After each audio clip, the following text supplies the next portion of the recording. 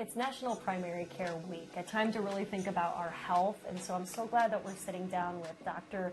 Meg Fitzsimmons from Hancock Health, a primary care physician here. Thank you so much for sitting down with us. Sure, my pleasure. I know so many people watching. They're watching this and they're thinking, well, I don't go into the doctor if I'm feeling good. Why would I? What is your response to that? Right. So my response is that I'm so glad that you're feeling well, but let's look for some things that you might need to address, if there are any. So many illnesses early on don't cause any symptoms. So if your cholesterol is high, that's definitely a risk factor for heart disease, but you're not going to feel bad. High blood pressure is called the silent disease. Early on, if it's elevated, you're not going to have symptoms. Many cancers and other conditions don't have any symptoms. So I frequently find people that say, I'm fine, I'm healthy, I'm not having any issues. Then we do blood work, and it turns out they do have something. We check their vital signs. There's something that really needs to be addressed now before it becomes a problem in the future. Prevention is so important. And I know there are some common things that are affecting people, specifically women. What are you seeing? Heart disease is the #1 cause of death amongst women.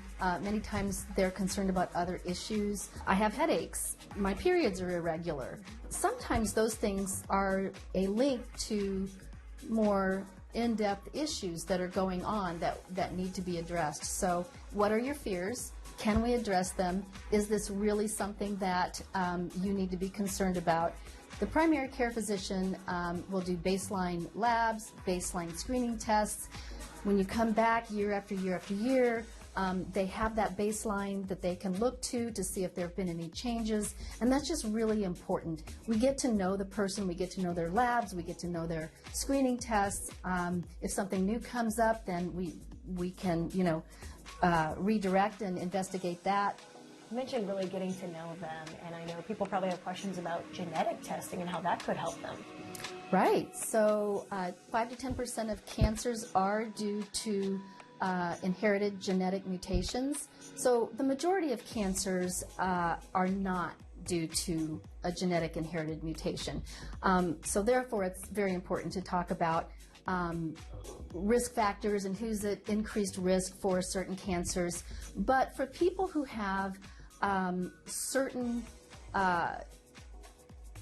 family history, it might make sense to do genetic testing.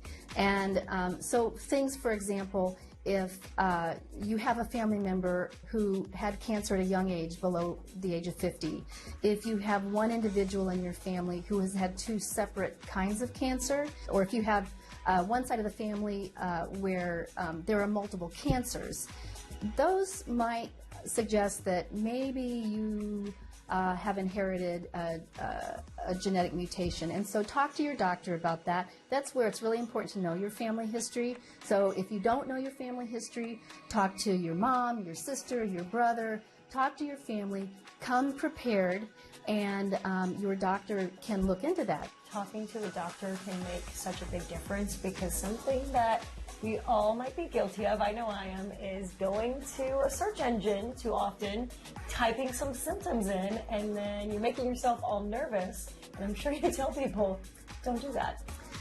Yeah, a lot of times it just heightens anxiety, because what Google doesn't tell you is, for example, what's the most common thing, and so what do you have to worry about most? What do you have to worry about least? And there's so many symptoms that are vague, and they can be symptoms of multiple different conditions. And so a lot of times it just makes people anxious. So I really appreciate it when people come in and say, hey doc, I've been Googling, and here's what I'm really afraid of. Because then I know where they're coming from, and I can really help them with that fear and maybe put it into perspective. Well, if somebody's watching and they're thinking, I would love to find a primary care physician, I just don't know where to start, what would be your advice? My advice would be to talk to your insurance carrier, find out who is covered. So you don't want to go to a doctor out of network, because then you're going to pay more money. So just find somebody that's in your network.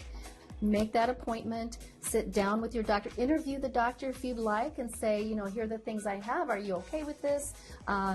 Just get a feel for that doctor, and just do it. Well, thank you for encouraging us. This is really good advice to just do your own research, be your own advocate, and I'm going to lay off the Googling the symptoms for now. So thank you so much for taking so time welcome. to chat with us. Thanks for having me. Yeah, and we'll have more Indy Now coming up right after this.